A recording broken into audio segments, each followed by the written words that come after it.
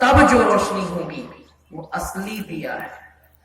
ये दिया तो कैसे जलता है? तेल डालते हैं तो जलता है, घी डालते हैं तो जलता है, नहीं तो बुझ गया। अगर 2 मिनट भी 1 मिनट भी बिना तेल के रहा, बिना घी का रहा तो बुझ गया। और आराध्य देव ने जिस दिया के लिए कहा वो जल्दी जलता नहीं।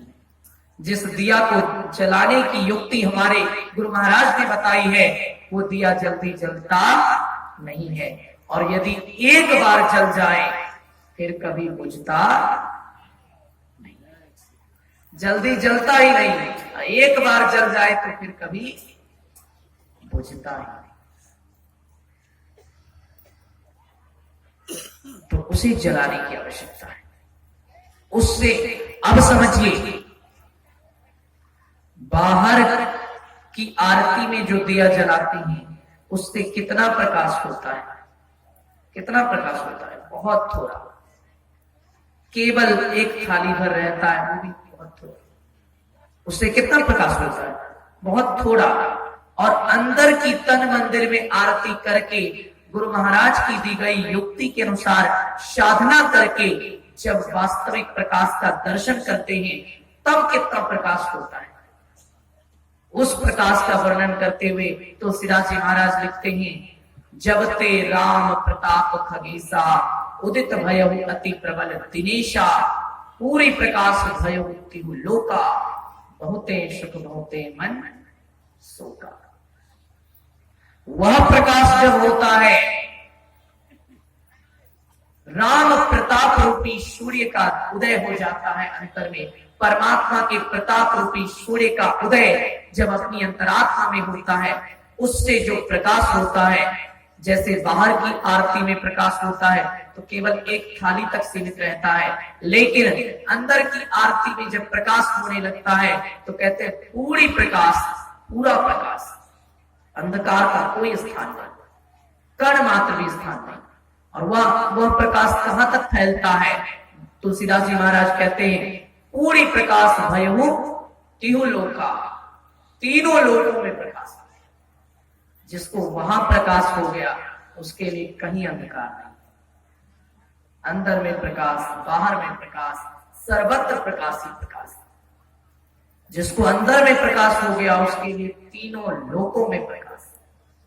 पूरी प्रकाश भयहु तिहु लोका, बहुते सुख बहुते मन शोका। बहुत से लोग उल्लू की तरह होते हैं, आज भी होते हैं। कई लोग उल्लू जैसे होते हैं।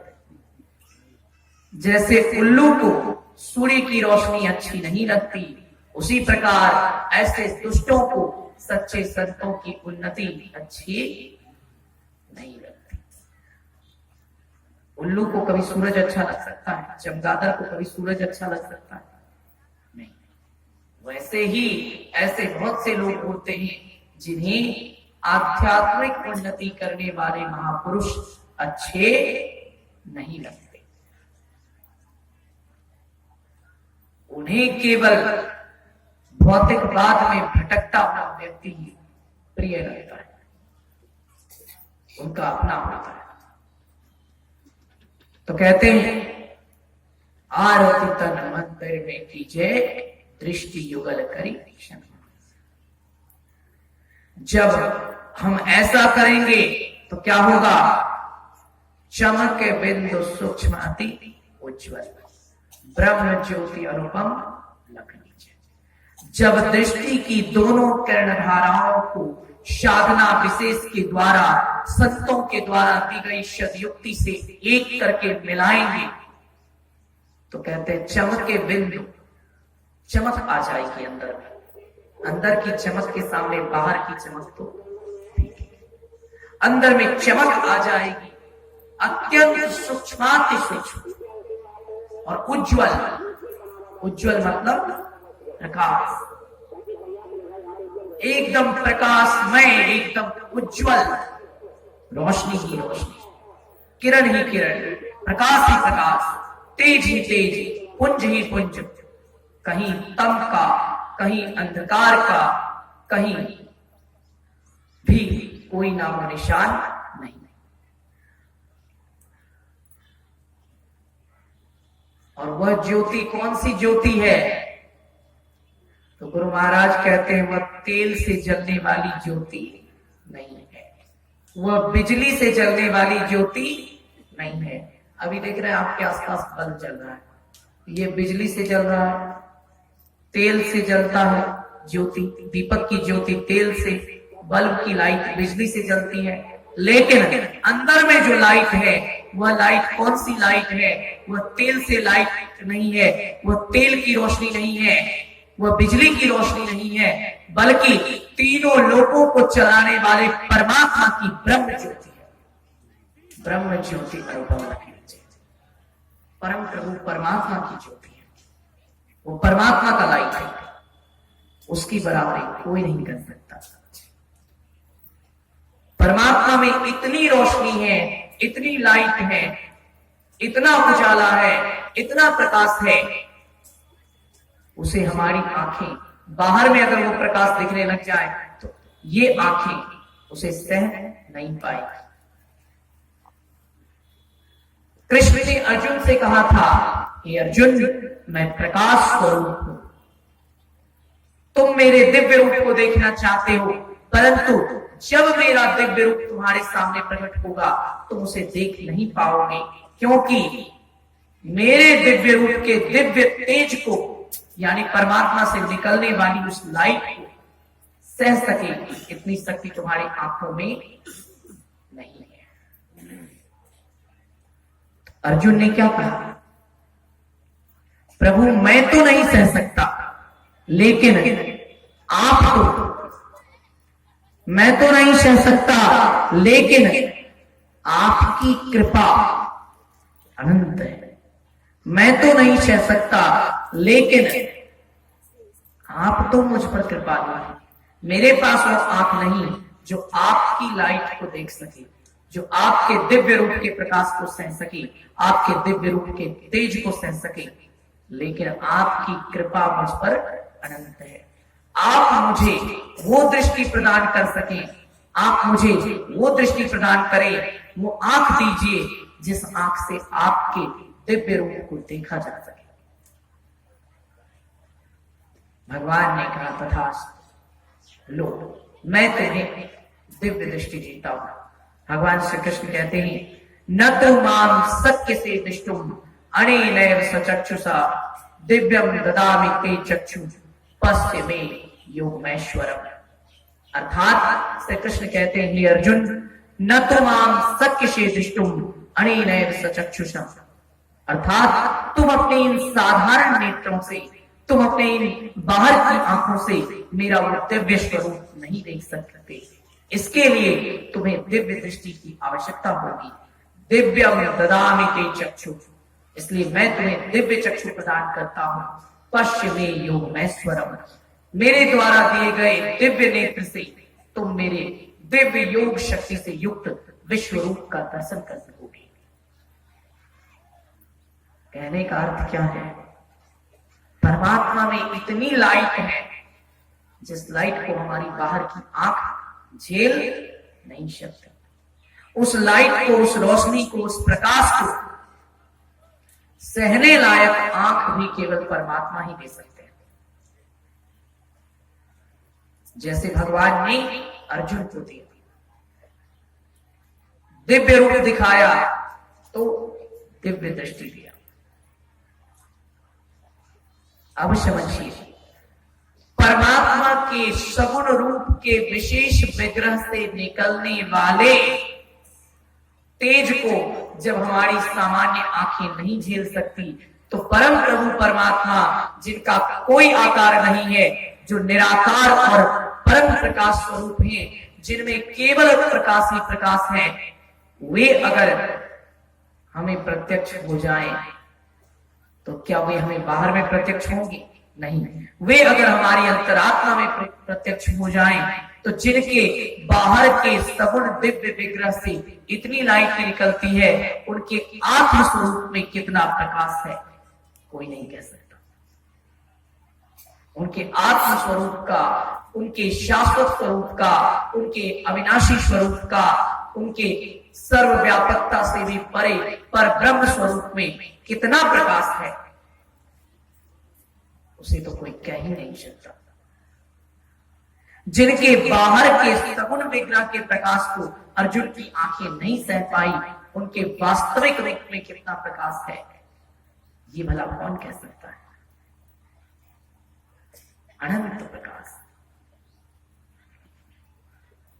परंतु उस अनंत प्रकाश का, उस अनंत ज्योति का, उस अनंत दिव्यता का अनुभव करने के लिए, उस अनंत ज्योति को स्वयं में प्रकट और प्रत्यक्ष करने के लिए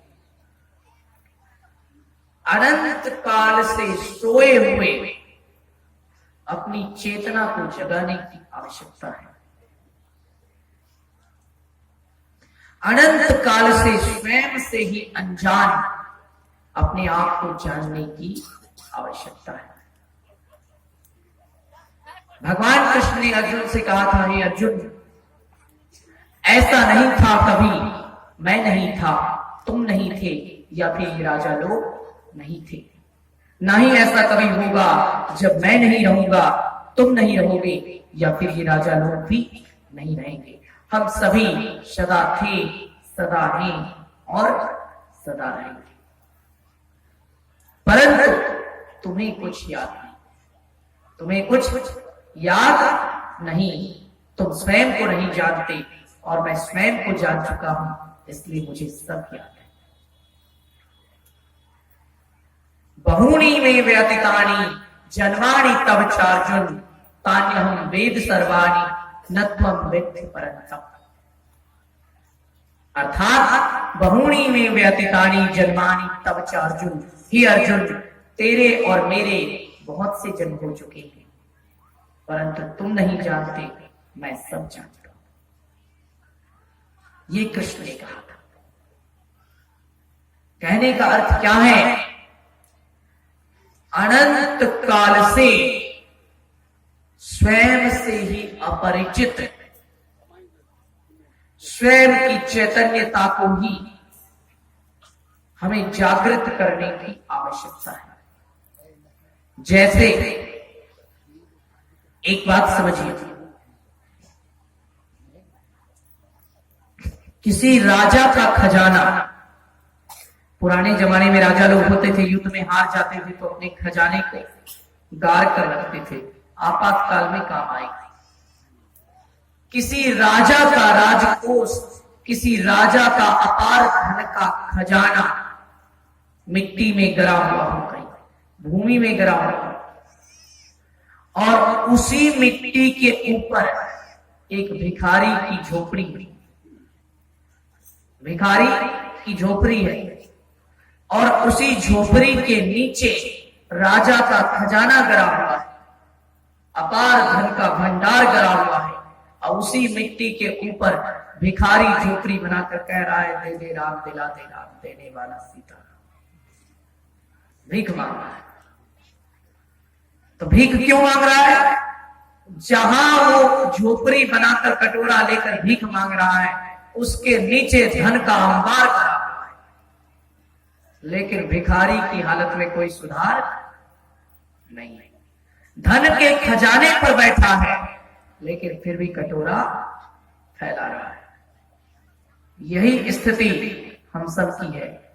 परमात्मा रूपी खजाना हमारे अंदर ही है, परमात्मा रूपी खजाना हमारे अंदर ही है। गुरु महाराज ने कहा, मायाबद्ध जीव आवागमन के चक्र में पड़ा रहता है।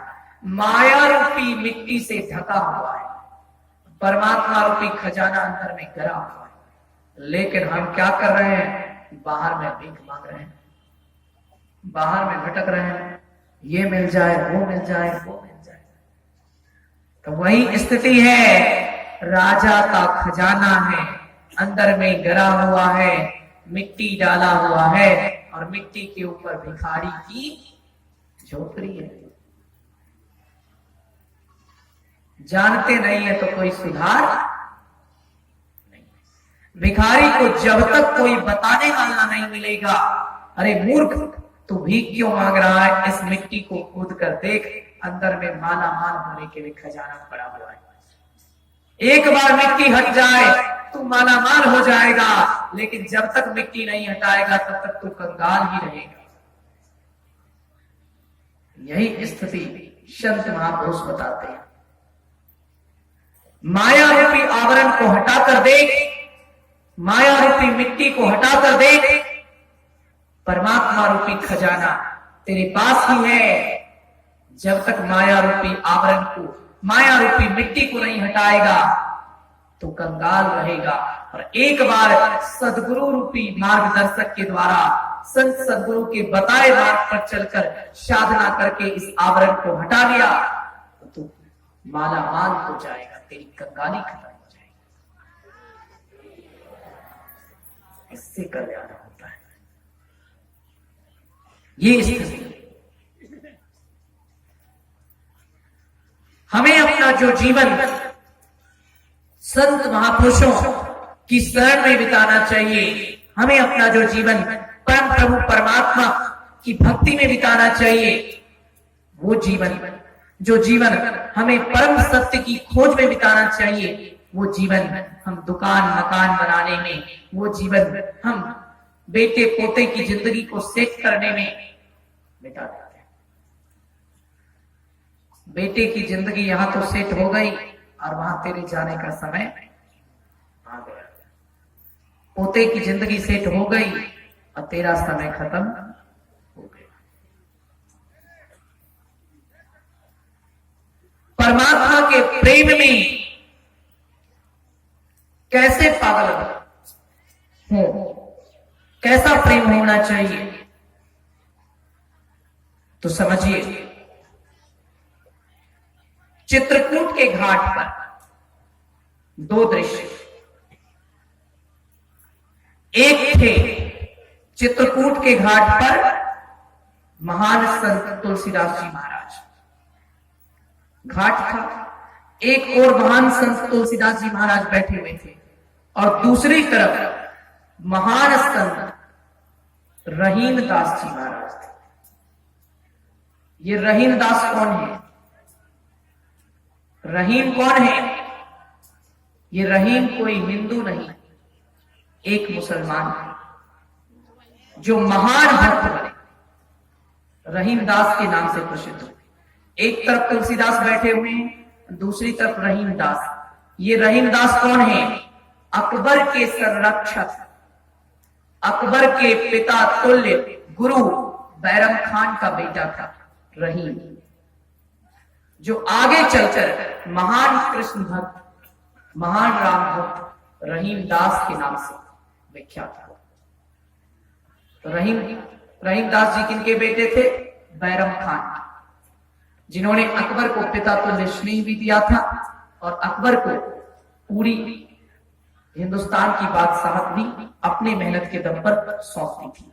उसी बैरम खान के बेटे थे रहीम दास। तो एक तरफ तुलसीदास जी बैठे हुए हैं, दूसरी तरफ रहीम दास जी।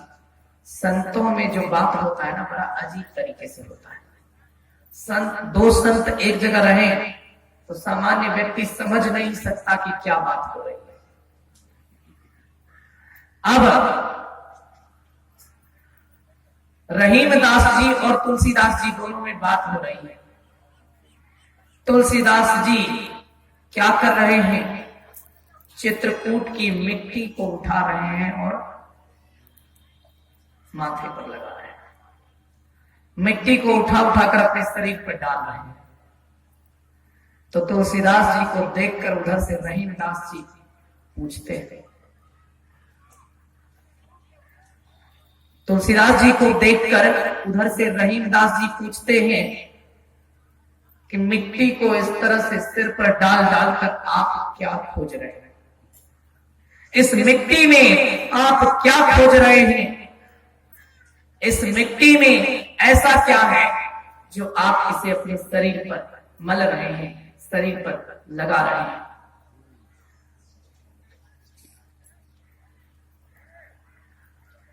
रजमल तन पर का ढूंढत भक्तराज। रहीमदास जी ने पूछा, रज मलक तन पर का ढूंढत भक्तराज, तुलसीदास जी से। तुलसीदास जी ने मुस्कुराकर जवाब दिया, जेही रज मुनि पत्नी तरी सो ढूंढत कविराज। जेही रज मुनि पत्नी तरी सो ढूंढत कविराज। परमात्मा के जिस चरण की धूलि से गौतम की पत्नी अहिल्या पत्थर से मुक्त हो गई, उसी रज को, परमात्मा की उसी चरण रज को मैं ढूंढ रहा। जेही रज मुनि पत्नी तरी सो ढूंढत कवि राज। एक संत सवाल करता है, क्या ढूंढ रहे हो? दूसरा संत जवाब देता है, जिस रज से मुनि पत्नी का उद्धार हो गया, उसी रज को मैं चित्रकूट की इस रज में ढूंढ रहा। देखना, जेही रज मुनि पत्नी तड़ी सो ढूंढत कविराज। रहीम जी कवि थे और तुलसीदास जी भक्त थे, संत थे। तो एक ने पूछा, रज यानी धूल को अपने तन पर लगाकर क्या ढूंढ रहे हो? तो दूसरे ने जवाब दिया, जेही रज मुनि पत्नी तरी सो ढूंढत कविराज। ऐसी भावना, जगत के कण कण में ब्रह्म का दर्शन हो, धूल में भी ब्रह्म मिल जाए, पत्थर में भी ब्रह्म मिल जाए, जगत में ब्रह्म के अलावा कुछ और दिखाई ही ना दे, केवल सर्व जगत में एक परमात्मा ही परमात्मा दृष्टिगोचर हो, सब में उनको देख सकें, दोस्त में, दुश्मन में, अपने में, पराये में, पशु में, पक्षी में, कीट में, पतंग में, सजीव में, निर्जीव में, सुगंध में, दुर्गंध में, अच्छाई में, बुराई में, सब में उन्हीं का दर्शन होता है। ऐसा कैसे होगा? ऐसा कैसे होगा? जब स्वयं में उनका दर्शन हो जाए, स्वयं में वो दिख जाए तो सब में वही दिखेंगे। स्वयं में वो नहीं दिखे तो कहीं भी वो नहीं दिखेंगे। स्वयं में राम मिल जाए, सब में राम मिलेंगे, और स्वयं में राम ना मिले तो किसी में भी नहीं मिलेंगे। इसलिए स्वयं में मिलने की आवश्यकता है। आप समझिए,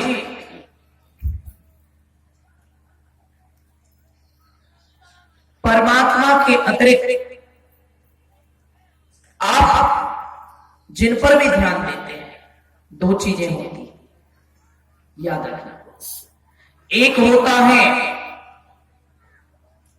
ध्यान रखना और दूसरा होता है ध्यान करना।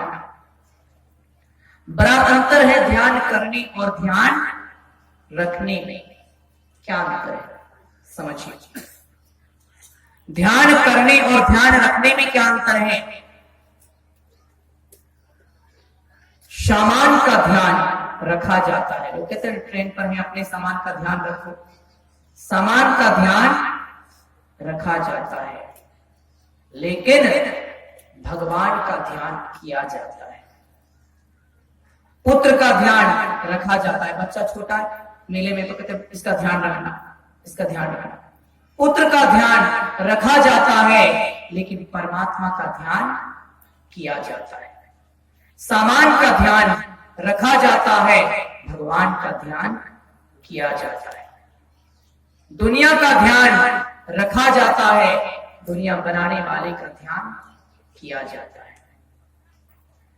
दुनिया में जितनी भी चीजें हैं, सबका ध्यान रखा जाता है, लेकिन एक परमात्मा है, उनका ध्यान कोई नहीं रख सकता, उनका ध्यान किया जाता है।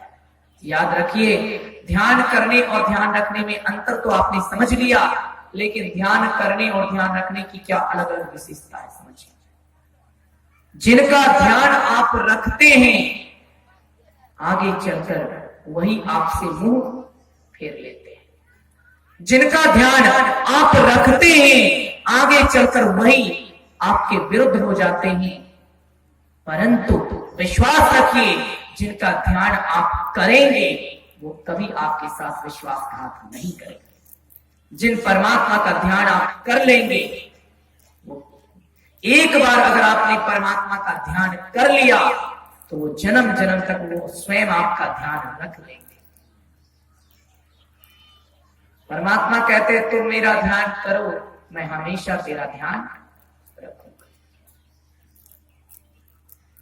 लेकिन जिन्हें अपना मानकर आप जिनका ध्यान रखते आए हैं, पुत्र का, पत्नी का, धन का, सामान का, पड़ोसी का, रिश्तेदार का, जिनका जिनका ध्यान आप रखते आए हैं, उन सब ने आपके साथ धोखा किया है। वो सब आपके साथ विश्वासघात करेंगे, वो सब आपका दिल तोड़ेंगे, वो सब आपके एहसान का बदला एहसान से नहीं चुकाएंगे। ये तो आजकल दुनिया में दिन रात होता है। आप जिनका ध्यान रखेंगे वही आपसे अपने मुख को फेर लेंगे। लेकिन आप जिनका ध्यान करेंगे वो कभी आपसे अपने मुख को नहीं फेरेंगे। इतिहास में ऐसे बहुत से उदाहरण हैं जिनका ध्यान रखा, जिन्हें अपना माना, उन्होंने ही अपमान किया, उन्होंने ही विश्वासघात किया, उन्होंने ही दिल में चोट दी। परंतु इतिहास में ऐसा कोई उदाहरण नहीं कि भगवान ने अपने भक्तों का दिल दुखाया। इतिहास में ऐसे अनेकों उदाहरण हैं, पुत्र ने पिता का दिल दुखाया, ऐसे अनेकों उदाहरण हैं, पुत्र ने मां का दिल दुखाया, ऐसे अनेकों उदाहरण हैं, छोटे भाई ने बड़े भाई का दिल दुखाया, ऐसे अनेकों उदाहरण हैं, बच्चों ने बड़े बुजुर्गों का दिल दुखाया। लेकिन ऐसा एक भी उदाहरण नहीं कि भगवान ने अपने भक्तों का दिल दुखाया। कोई नहीं कह सकता, ऐसा एक भी उदाहरण देखने को नहीं मिलता। अभी मैंने आपको जिनका एक छोटा सा दृष्टांत सुनाया, रहीमदास जी महाराज, उदाहरण के तौर पर इनके पिता को ही ले लीजिए। महान संत रहीमदास जी महाराज, इनके पिता का नाम था बैरम खान। ये बैरम खान कौन था? कहते हैं मुगलों के सबसे प्रसिद्ध बादशाह, मुगलों के सबसे प्रसिद्ध और यशस्वी सम्राट, अकबर के गुरु और अकबर के संरक्षक थे बैरम खान। जो महान संत रहीमदास जी महाराज के पिताजी भी थे। कहते हैं अकबर का जिस समय जन्म हुआ था, स्थिति बहुत दयनीय थी, बहुत बदतर थी। भारत से मुगलों की शक्ति का सर्वनाश हो गया, क्योंकि दिल्ली की गद्दी पर शेरशाह सूरी ने अपना अधिकार जमा लिया था और उसने अकबर के पिता हुमायूं को लगातार 2 युद्धों में पराजित किया। चौसा के युद्ध और बेलग्राम के युद्ध में 1539 और 1540 में हुमायूं को दोनों युद्धों में शेरशाह सूरी से सर्वनाक हार का सामना करना पड़ा। वह इतनी बुरी तरह हारा कि पूरे भारत को छोड़कर ईरान भाग गया। भारत की सीमा से ही उसे बाहर भागना पड़ा। उस समय हुमायूं ने अपनी पत्नी और अपने बच्चे को उमरकोट के राजा, हिंदू राजा महाराज वीर साल के महल में सुरक्षा की दृष्टि से सौंप दिया, छोड़ दिया। हुमायूं की पत्नी गर्भवती थी। उमरकोट के राजा वीर साल के महल में 15 अक्टूबर सन 1542 को अकबर का जन्म होता है। एक तेजस्वी बालक का जन्म होता है और आगे चलकर वही बालक अकबर के नाम से इतिहास में विख्यात होता है। कहते हैं उमरकोट के हिंदू राजा महाराज वीर साल के महल में 15 अक्टूबर 1542 को अकबर का जन्म हुआ। उस समय अकबर के पास उसके पिता नहीं थे, उसका राज्य नहीं था, उसका पिता दर दर का भिखारी था, कुछ नहीं था, न गद्दी थी न सत्ता। कहते हैं समय अपनी गति से बीतता गया। कुछ समय बाद जब दुर्घटना में कालिंजर अभियान के दौरान शेरशाह सूरी की मृत्यु हो गई, उसके कुछ वर्षों बाद हुमायूं फिर नई सेना लेकर भारत लौटा और उसने फिर से सन 1555 में मच्छीबारा का युद्ध लड़ा और मच्छीबारा का युद्ध लड़कर उसने भारत में फिर से मुगल साम्राज्य को स्थापित किया। साम्राज्य तो स्थापित कर दिया, लेकिन साम्राज्य को व्यवस्थित करने में, अपनी कमजोर शक्ति को फिर से सुदृढ़ करने में समय की आवश्यकता थी और हुमायूं को उतना समय नहीं मिला। साम्राज्य स्थापित करते ही तुरंत उसकी मृत्यु हो गई, 1 वर्ष में ही। मरते समय हुमायूं ने अपने अल्पवयस्क पुत्र अकबर पर, जिसकी उम्र केवल 13 साल कुछ महीने थी, उसे हुमायूं ने अपने सबसे विश्वास पात्र सरदार, अपने सबसे विश्वास पात्र मित्र, अपने सबसे वफादार साथी बैरम खान को सौंप दिया। हुमायूं ने कहा, बैरम खान, तुमसे अधिक समझदार, तुमसे अधिक नेक, तुमसे अधिक बहादुर और तुमसे अधिक मेरा वफादार दूसरा कोई नहीं है। जलाल को एक योग्य सिपाही बनाना, उसे एक सच्चा योद्धा बनाना और उसे मुगल साम्राज्य का अगला बादशाह बनाना, ये सब तुम्हारी जिम्मेदारी है। आज से जलाल तुम्हारा शागिर्द है, शिष्य है, तुम्हारे पुत्र तुल्य है। आज से इसकी देखरेख और इसके सारे कार्य तुम करोगे। इस प्रकार अपने अल्पवयस्क पुत्र अकबर को बैरम खान को सौंपकर हुमायूं परलोक से हार गया, उसकी मृत्यु हो गई। परंतु उसी समय मुगलों की कमजोर स्थिति का लाभ उठाकर जब अकबर गुजरात के कालानौर में था, बैरम खान के साथ दिल्ली की गद्दी पर मुगलों का कोई शहंशाह विद्यमान नहीं था। हुमायूं की मृत्यु की सूचना जैसे ही आपकी तरफ फैल गई पूरे भारत में, वैसे ही मुगलों की इस कमजोर स्थिति का लाभ उठाकर हेमू ने, जिसे हेमचंद्र विक्रमादित्य के नाम से भी इतिहास में जाना जाता है, उसने तुरंत दिल्ली की गद्दी पर आक्रमण किया और पूरे दिल्ली और पूरी आगरा को अपने नियंत्रण में ले लिया। इस प्रकार फिर से भारत में मुगल साम्राज्य का विलय हो गया, पतन हो गया और दिल्ली की गद्दी पर हेमू का अधिकार